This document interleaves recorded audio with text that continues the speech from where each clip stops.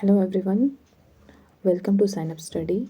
My name is Komal Malik and today we are going to study polity. And the topic of the polity is sources of Indian constitutions. Okay? यानी कि आज हमें sources of Indian constitutions पढ़ना है कि constitutions में कौन से देश से क्या लिया गया है, इसके बारे में हम लोग पढ़ने वाले हैं. ओके सो आइए पहले फर्स्ट में हम लोग पढ़ते हैं यूएसए के कॉन्स्टिट्यूशन से क्या लिया गया है. जैसा कि हम देख रहे हैं कि प्रियम्बल लिया गया है, जिसे कि हिंदी में प्रस्तावना कहते हैं. फंडामेंटल राइट्स लिया गया है, electoral college, independence of the judiciary, separation of the power among the 3 branches of government etcetera. जो भी है वो मैं फिर से आपको बता रही हूँ. प्रियम्बल जिसे प्रस्तावना कहते हैं, फंडामेंटल राइट्स जिसे मौलिक अधिकार कहते हैं, इलेक्टोरल कॉलेज का मतलब होता है कि प्रेसिडेंट को कैसे इलेक्ट किया जाएगा, पार्लियामेंट और लेजिस्लेटिव असेंबली के थ्रू कैसे इलेक्ट किया जाता है, उसे इलेक्टोरल कॉलेज कहते हैं. प्रेसिडेंट को कैसे इलेक्ट किया जाता है उसके बारे में जो हमारे कॉन्स्टिट्यूशंस में दिया गया है उसे इलेक्टोरल कॉलेज कहते हैं. ओके. और इंडिपेंडेंस ऑफ जुडिशरी, इसका मतलब ये है कि जुडिशरी हमारे कॉन्स्टिट्यूशंस में जुडिशरी को जो है इंडिपेंडेंट किया गया है. Second and fifth point is separation of powers among the 3 branches of Indian government. Okay. First of all 3 branches, executive, legislative and judiciary. Okay. ये तीन ब्रांचेज है कॉन्स्टिट्यूशंस में जिसे सेपरेट किया गया है, जिसमें पावर सेपरेट किया गया है. सबका अलग अलग पावर है. और एक जुडिशियल रिव्यू है, यानी कि जुडिशरी को एक पावर दिया गया है कि वो गवर्नमेंट जो है, सेंट्रल गवर्नमेंट या फिर स्टेट गवर्नमेंट, वो क्या रूल अप्लाई कर रहे हैं, क्या इम्प्लीमेंट कर रहे हैं, उसकी जांच करना कि किस तरह से वो सही कर रहा है या गलत कर रहा है, इसका जांच करना से जुडिशियल रिव्यू कहते हैं. And 7th point is that कि president as supreme commander of armed forces, यानी कि जितने भी आर्म फोर्सेस हैं उसके सुप्रीम कमांडर प्रेसिडेंट होंगे.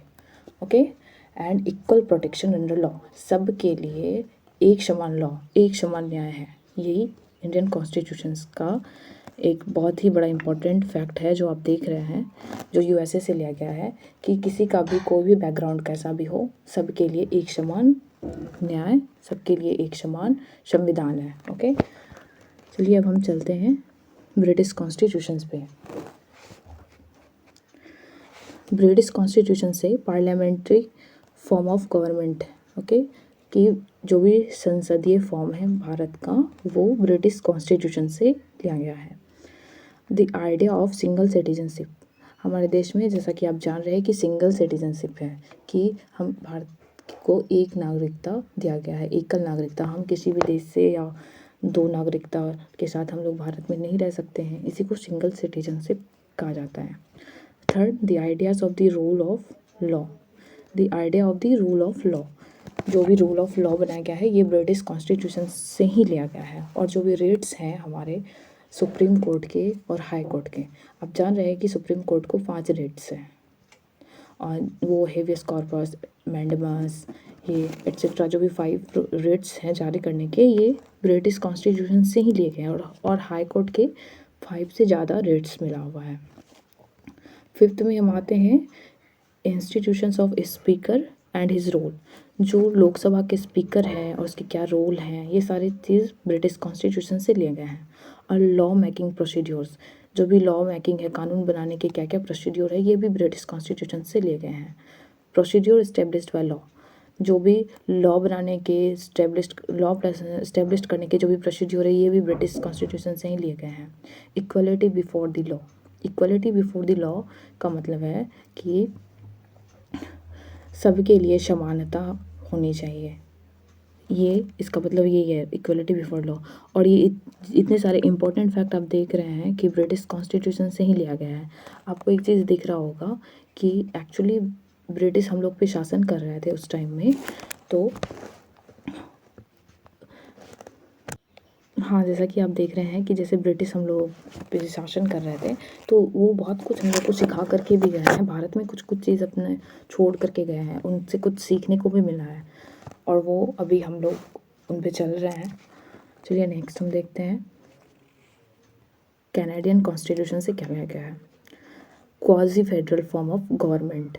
Quasi federal form of government का मतलब होता है कि स्टेट से ज़्यादा पावर गवर्नमेंट के हाथों में होगा। ओके, जो भी यूनियन गवर्नमेंट के हाथों में होगा, जो भी पावर है वो मोर पावर दिया गया है than the state government to the union government. Okay, और सेकंड है कि federal system with a strong central government. ये सेम चीज़ देख रहे हैं आप कि सेंट्रल गवर्नमेंट के पास जो है federal system, strong central government के पास एक फेडरल सिस्टम होगा। और थर्ड में हम देख पा रहे हैं, जस्ट 1 सेकेंड गाइस। ओके, हाँ,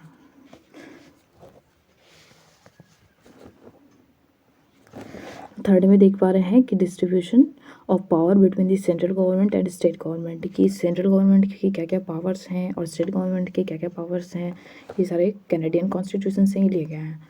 और residual powers written by the central government, और बाकी के जो भी पावर्स हैं जो कि स्टेट गवर्नमेंट और अदर अथॉरिटीज़ को देने के बाद जो स्पेशल पावर बचता है वो सेंट्रल गवर्नमेंट के ही पास रहेगा।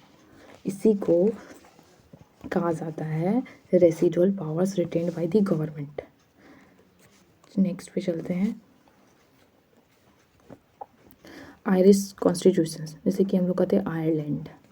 ओके, और डीपीएसपी जो कि मोस्ट इम्पॉर्टेंट थिंग है हमारे कॉन्स्टिट्यूशंस के, डीपीएसपी जो सभी स्टेट के लिए इम्प्लीमेंट होता है, सबको इसके अकॉर्डिंग चलना होता है, वो डीपीएसपी जो है वो लिया गया है आयरलैंड से। और nomination of members to the Rajya Sabha और method of election of president के इलेक्शन के क्या मेथड हैं, ये आयरलैंड के कॉन्स्टिट्यूशन से लिया गया है। नेक्स्ट का चलते हैं फ्रेंच कॉन्स्टिट्यूशंस, और प्रियम्बल में कुछ वर्ड्स ऐड किए गए थे 1976 में, आई थिंक, जो 42nd अमेंडमेंट से लिया गया था। उसमें socialist, secular and integrity word add किए गए थे, आई थिंक, बट ये जो है ना, ये फ्रेंच कॉन्स्टिट्यूशन से पहले ही लिया गया था। Liberty, equality and fraternity. Liberty means होता है कि स्वतंत्रता, और इक्वलिटी समानता, और फ्रेटर्निटी बंधुत्व। ये जो प्रियम्बल में लिखा गया है हमारे संविधान के प्रस्तावना में, ये फ्रेंच के कॉन्स्टिट्यूशन से ही लिया गया है, जैसा कि आप देख रहे हैं।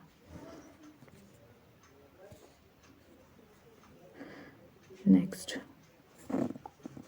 ऑस्ट्रेलियन कॉन्स्टिट्यूशन से लिया गया है freedom of trade and commerce with in the country and between the state, यानी कि ट्रेड और कॉमर्स के जो हम लोग करते हैं, व्यापार करते हैं विद इन द कंट्री और आउट ऑफ कंट्री, और स्टेट के अंडर में जो भी करते हैं, इसके अंदर जो भी फ्रीडम दिया गया है ये ऑस्ट्रेलियन कॉन्स्टिट्यूशन से ही दिया गया है। और power the national legislature to make laws for implementing treaties even on matters outside normal federal jurisdiction. ये पावर पता है किसे मिला गया है? ये पार्लियामेंट को है ये पावर, सेकंड वाला जो आप देख रहे हैं। एंड थर्ड कॉन्करेंट लिस्ट, क्योंकि ये कॉन्करेंट लिस्ट यूनियन और स्टेट और दोनों को के बीच में कुछ कुछ पावर्स का डिस्ट्रीब्यूशन किया गया है, और एक कॉन्करेंट लिस्ट बनाया गया है जिसमें कि यूनियन और स्टेट दोनों मिल करके उन लोगों को कुछ कुछ सेक्टर में कुछ पावर दिया गया है जिसमें दोनों इक्वल है, दोनों को कॉमन किया गया है, उसे कॉन्करेंट लिस्ट कहते हैं, जिसे समवर्ती सूची कहते हैं हिंदी में। नेक्स्ट,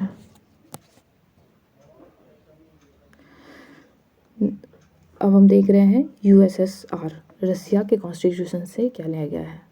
रसिया के कॉन्स्टिट्यूशन से fundamental duties under article 51A, ये रसिया के कॉन्स्टिट्यूशन से लिया गया है, जो हमारे मौलिक वो कह सकते हैं मौलिक कर्तव्य है हमारे देश के प्रति और संविधान के प्रति, ये रशियन कॉन्स्टिट्यूशन से लिया गया है, आर्टिकल 51A में इसे रखा गया है। Okay, and second fact is that a constitutionally mandated planning commission to oversee the development of the economy। एक प्लानिंग कमीशन का गठन किया जाएगा जो कि हमारे अर्थव्यवस्था और का विकास का स्रोत होगा, जो देखरेख करेगा किस तरह से हमारा देश का डेवलपमेंट हो रहा है, देश के इकोनॉमी का डेवलपमेंट हो रहा है। ये सारी चीज़ आप देख रहे हैं कि एक प्लानिंग कमीशन बनाया गया है, ये भी रशिया के से ही लिया गया है। The ideal of social economic and political justice in the preamble, ये प्रियम्बल में social economic and political justice जो है ये भी रशिया के थ्रू ही लिया गया है, रशिया के कॉन्स्टिट्यूशन से ही लिया गया है। नेक्स्ट, अब हम आ रहे हैं साउथ अफ्रीका पे। साउथ अफ्रीका पे भी बहुत सारे साउथ अफ्रीका से जैसे कि हम देख पा रहे हैं कि प्रोसीड्योर ऑफ 4 अमेंडमेंट्स। आप जानते हैं कि कॉन्स्टिट्यूशंस हम लोग अमेंडमेंट किया जा सकता है हम लोग के कॉन्स्टिट्यूशंस में, ये अब साउथ अफ्रीका से लिया गया है। ये आर्टिकल एक्चुअली हम लोग के आर्टिकल 368 में रखा गया है।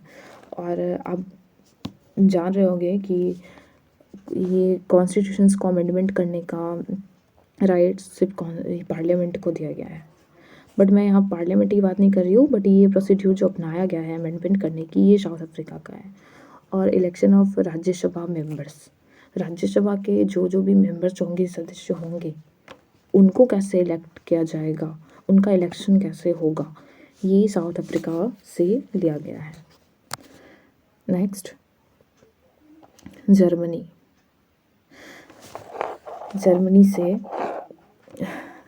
आइए बताते हैं। जर्मनी से लिया गया है emergency power to be insured by the union, कि इमरजेंसी पावर जो है इमरजेंसी देश में लागू करने का, ये शक्ति हमारे यूनियन गवर्नमेंट को है, यानी कि संघ के पास है ये शक्ति।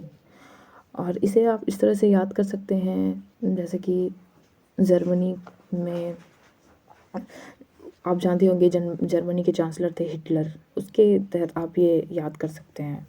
और second, suspension of fundamental rights during emergency. देखिए जैसा कि आप देख रहे हैं कि दोनों इमरजेंसी वाले फैक्ट ही जर्मनी से लिए गए हैं, यानी कि सेकंड फैक्ट के बारे में हम कह सकते हैं कि जब हमारे देश में इमरजेंसी लागू होता है ना, तो हमारे फंडामेंटल राइट्स सारे सस्पेंड हो जाते हैं।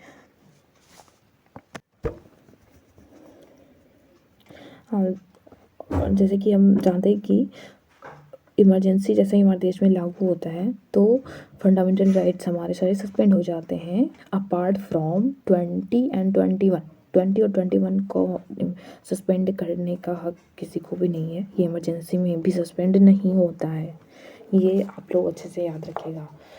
तो चलिए अब इसी के साथ ख़त्म करते हैं इस सेशन को यहीं पे। और अगर आपको इसमें कुछ रिफॉर्म की या फिर कुछ जैसे कि आपको अगर कुछ भी रिफॉर्म की या फिर आपको कुछ भी इसमें सुधार की ज़रूरत लगे तो आप मुझे कमेंट सेक्शन में बता सकते हैं। और अच्छे से पढ़िए एंड साइन अप स्टडी को के चैनल को सब्सक्राइब कीजिए और लाइक कीजिए और शेयर करना मत भूलिएगा। Thank you guys, bye.